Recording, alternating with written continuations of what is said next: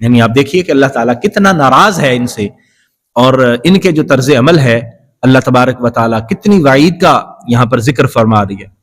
جہنم کا عذاب ملا، اس میں ہمیشہ ہمیشہ کے لیے رہے، اور وہ عذاب ان کو کافی ہوگا، خوب عذاب ان کو ملے گا، اور پھر اللہ تعالیٰ نے ان پر لعنت کا ذکر فرمایا، اور پھر دائمی عذاب، یعنی مسلسل اللہ تبارک و تعالیٰ کی طرف سے ناراضگی کا اظہار ہو رہا ہے۔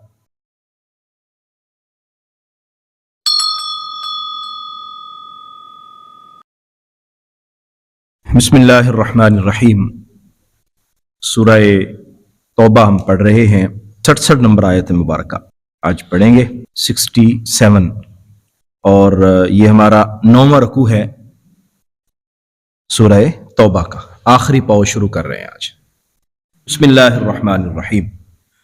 المنافقون والمنافقات بعضهم من بعض یأمرون بالمنکر وینہون عن المعروف وَيَقْبِضُونَ أَيْدِيَهُمْ نَسُوا اللَّهَ فَنَسِيَهُمْ إِنَّ الْمُنَافِقِينَ هُمُ الْفَاسِقُونَ۔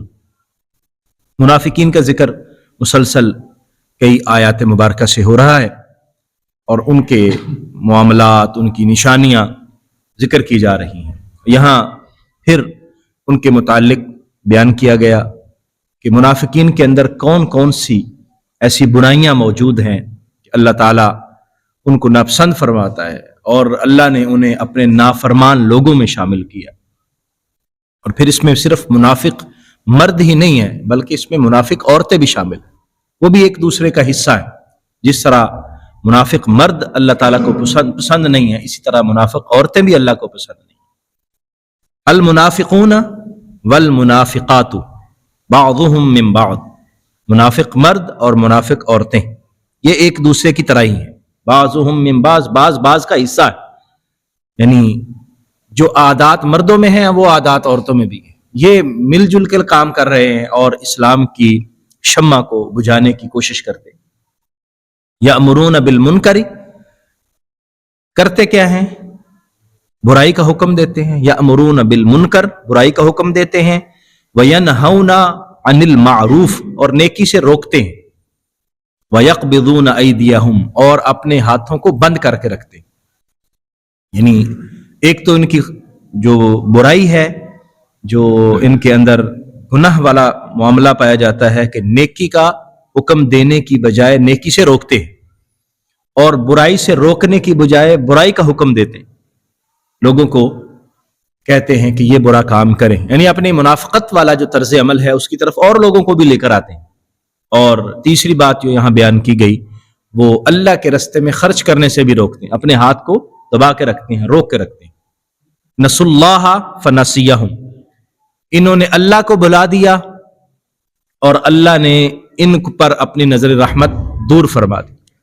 یعنی لفظی مطلب تو یہ ہے، نسوا اللہ، انہوں نے اللہ کو بھلا دیا، فنسیہم، اور اللہ نے ان کو بھلا دیا۔ اللہ تو نہیں نہ بھولتا، اللہ تعالیٰ بھولنے سے بالکل پاک ہے، اور اللہ تبارک و تعالیٰ کی طرف بھول کی یا لا علمی کی یہ نسبت ٹھیک نہیں ہے۔ لیکن اس کا مطلب یہ ہوتا ہے کہ جس طرح پہلے پارے میں بھی ہم نے اس کا ذکر کیا تھا کہ جب یہ مقابلہ ہوتا ہے، یعنی جیسے انہوں نے کیا اب اس کا ان کو بدلہ ملے گا۔ فنسیہم، انہوں نے اللہ کو بلا دیا تو اللہ تعالیٰ نے بھی اب اپنی رحمت کے دروازے ان پر بند کر دی۔ اللہ کا حکم نہیں مانا، اللہ کی عبادت نہیں کی، اور جو اللہ نے کہا اس سے الٹ کیا۔ اللہ نے کہا تھا نیکی کا حکم دو، برائی سے روکو، انہوں نے الٹ کیا، انہوں نے برائی کا حکم دیا اور نیکی سے روکا، اور اللہ کے راستے میں خرچ کرنے سے رکے رہے۔ ان المنافقین هم الفاسقون، بے شک منافق ہی اللہ کے نافرمان ہیں، یعنی منافق ہیں ہی اللہ کے نافرمان، ان کے اندر فرما برداری والی عادت موجود نہیں ہے۔ تو جب ان کے اندر یہ برائیاں موجود ہیں، نبی کریم صلی اللہ علیہ وآلہ وسلم کے قرب میں رہ کر، حضور کے ساتھ رہ کر، انہوں نے حضور علیہ الصلاۃ والسلام کے ساتھ دشمنی مول لی اور منافقت کی اور کفار کے ساتھ ملے رہے، اور پیچھے ہم نے پڑھا کہ کیسے حضور کو اذیت اور تکلیف دیتے رہے۔ تو اب ان کا عذاب بھی بیان کیا جا رہا ہے، اور اللہ کی طرف سے ان پر جو وعیدیں آئیں گی ان کا بھی ذکر کیا جا رہا ہے۔ انہوں نے یہ کیا ہے، وعد اللہ المنافقین والمنافقات والکفار نار جہنم، اب اللہ تعالیٰ نے بھی وعدہ فرما لیا، اللہ نے بھی پکا ارادہ کر لیا ہے المنافقین والمنافقات، منافق مردوں سے اور منافق عورتوں سے، والکفار، اور کافر بھی اس میں شامل ہو گئے. یہ تینوں گروہ، منافق مرد، عورتیں اور کافر، نار جہنم، جہنم کی آگ کا، خالدین فیہا، اور وہ اس میں ہمیشہ ہمیشہ کے لیے رہیں گے، پھر اس سے نکل نہیں سکے. اب ایک تو عذاب یہ ہے کہ ان کو اللہ تبارک و تعالی جہنم میں ڈالے گا، اور اس سے بڑا بھی عذاب یہ ہے کہ وہ ہمیشہ ہمیشہ اس میں رہیں گے. یعنی ایک سزا ملتی ہے اور وہ عارضی سزا ہوتی ہے، اس سے آدمی کا چھٹکارا ہو جاتا ہے، چلے پھر بھی سزا ملی، چھٹکارا ہو گیا. لیکن ان کو جو سزا ملے گی وہ ایسی سزا ہے کہ پھر اس سے کوئی چھٹکارا نہیں ہوگا. خالدین فیہا، جہنم میں جائیں گے تو ہمیشہ ہمیشہ کے لیے جہنم میں رہیں. ہی حسبہم، اور وہ جہنم ان کو کافی ہو جائے گا. یعنی ان کے جو عذاب ہوگا اور ان کی جو سزائیں ہوں گی وہ ایسی ہوں گی کہ ان کو پھر اور کسی سزا کی ضرورت ہی نہیں پڑے گی. وَلَعَنَهُمُ اللَّهُ، اور اللہ نے ان پر لعنت فرمائی ہے. وَلَهُمْ عَذَابٌ مُقِيمٌ، اور پھر ان کے لیے دائمی عذاب ہوگا. یعنی آپ دیکھیے کہ اللہ تعالیٰ کتنا ناراض ہے ان سے، اور ان کے جو طرز عمل ہے اللہ تبارک و تعالیٰ کتنی وعید کا یہاں پر ذکر فرما رہی ہے. جہنم کا عذاب ملا، اس میں ہمیشہ ہمیشہ کے لیے رہے، اور وہ عذاب ان کو کافی ہوگا، خوب عذاب ان کو ملے گا. اور پھر اللہ تعالیٰ نے ان پر لعنت کا ذکر فرمایا، اور پھر دائمی عذاب، یعنی مسلسل اللہ تبارک و تعالیٰ کی طرف سے ناراضگی کا اظہار ہو رہا ہے. کالذین من قبلکم، اب منافقین کو یہ بتایا جا رہا ہے. منافقین اس بات سے بڑے خوش تھے کہ ہمارے پاس مال و دولت بھی بڑا ہے، ہمارے پاس اولاد کی بھی کثرت ہے، اتنے بیٹے ہیں ہمارے، اتنی اولاد ہے ہماری، اور مال و دولت کی بھی کثرت ہے، دنیا کے اندر ہمارا رتبہ بھی ہے، مقام بھی ہے، اتنا سب کچھ ملا ہوا ہے. میں کہ یہ کوئی اللہ کے لیے کوئی مشکل نہیں ہے کہ جس پر تم اترا رہے ہو نا، ان کی کوئی حیثیت بھی نہیں ہے. تم سے پہلے جو لوگ تھے وہ تم میں طاقت میں بھی زیادہ تھے، اولاد بھی، مال بھی ان کے پاس زیادہ تھا، لیکن ان کا کیا حشر ہوا؟ جنہوں نے اللہ سے دشمنی مول لی وہ پھر صفحہ ہستی سے مٹ گئے اور طاق نسیاں بن. آج بھی ان کی صورتحال یہی ہے. آج ان کو یاد کیا جاتا ہے تو اچھے لفظوں سے یاد نہیں کیا جاتا. قوم عاد ہے، قوم سمود ہے، ان کو آج بھی اگر یاد کرتے ہیں تو وہ اچھے لفظوں سے یاد نہیں کرتے. الذین من قبلکم، تمہاری مثال ایسی ہی ہے جس طرح تم سے پہلے لوگ چلے گئے. کانوا اشد منکم قوتا، وہ تم میں سے قوت کے اعتبار سے بھی زیادہ شدید تھے. اشد قوہ یعنی ان کی قوت بھی زیادہ سخت تھی. وَأَكْثَرَ أَمْوَالًا وَأَوْلَادًا، اور مال اور اولاد کے اعتبار سے بھی کثرت میں تھے.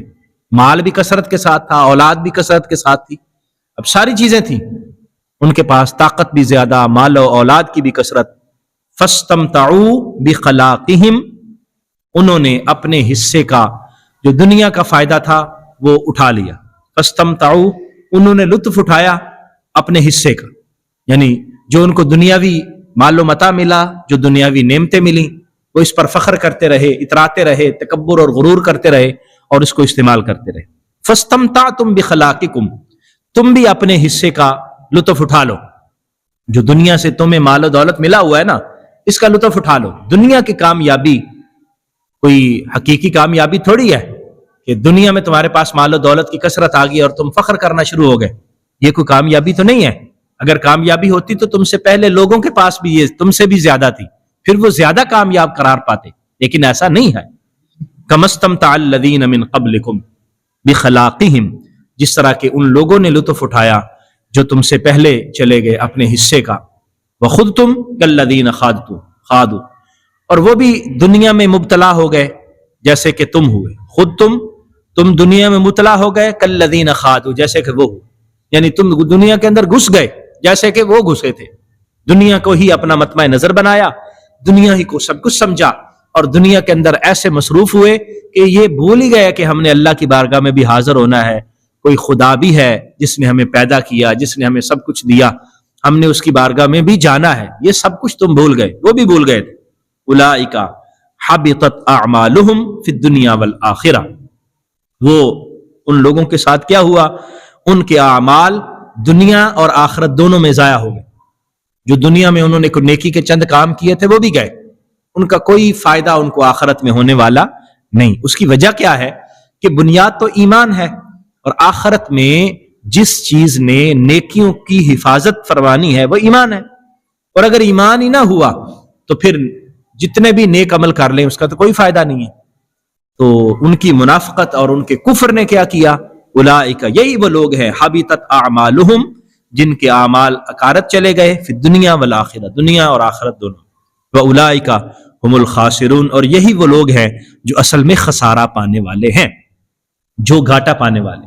خسارے میں یہ لوگ ہیں, یعنی خسارہ, اصل میں خسارہ دیکھیں تو آخرت کا خسارہ ہے نا. دنیا کے اندر کوئی کمی ہو گئی, صحت خراب ہو گئی, یہ عارضی چیزیں ہیں. بیمار ہوتا ہے آدمی, اللہ پھر صحت عطا فرماتا ہے. مال چلا جاتا ہے, اللہ پھر مال عطا فرما دیتا ہے. کوئی دنیاوی نقصان ہوتا ہے, اللہ پھر پورا کر دیتا ہے. اور اگر بالفرض پورا نہ بھی ہو تو یہ تو عارضی ہے. انسان کی زندگی ختم ہوئی تو یہ نقصان بھی ختم, یہاں کی مصیبتیں بھی ختم. تو جو آخرت کے اندر انسان کو اللہ تبارک و تعالیٰ عطا فرمائے گا وہ دائمی ہے.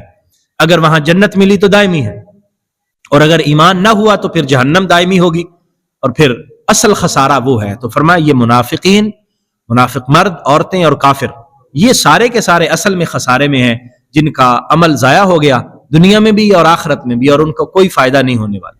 اس لیے ہمیں گویا کہ یہاں سے سبق حاصل کرنا چاہیے. ہم کیا کریں؟ جو منافقین اور کفار نے کیا ہم اس سے بچنے کی کوشش کریں. ہم لوگوں کو نیکی کا حکم دیں, ہم لوگوں کو برائی سے روکیں, ہم اپنے اعمال کو درست رکھیں اور اپنے ایمان کو مضبوط رکھیں. قطعاً ایسی کوئی بات نہ کریں اور کوئی ایسی بات کا یقین نہ رکھیں جس سے ہمارا ایمان ضائع ہو جائے. نبی کریم صلی اللہ علیہ وآلہ وسلم کی بے ادبی, حضور علیہ الصلاۃ والسلام کی گستاخی, اللہ تبارک و تعالیٰ سے متعلق ایمانیات میں کمزوری, یہ ساری وہ چیزیں ہیں جو ہمارا سب کچھ کیا دھرا ختم کر سکتی ہیں. اور اگر یہ ہو گیا, اللہ نہ کرے, تو پھر کوئی فائدہ نہیں ہے نیکی کے کاموں کا, کوئی خیرات کرنے کا بھی اور نیک اعمال کرنے کا بھی. اللہ کریم ہم سب کے ایمان کو محفوظ فرمائے اور ہمیں نیک اعمال کی توفیق عطا فرمائے. آمین. وآخر دعوانا ان الحمد للہ رب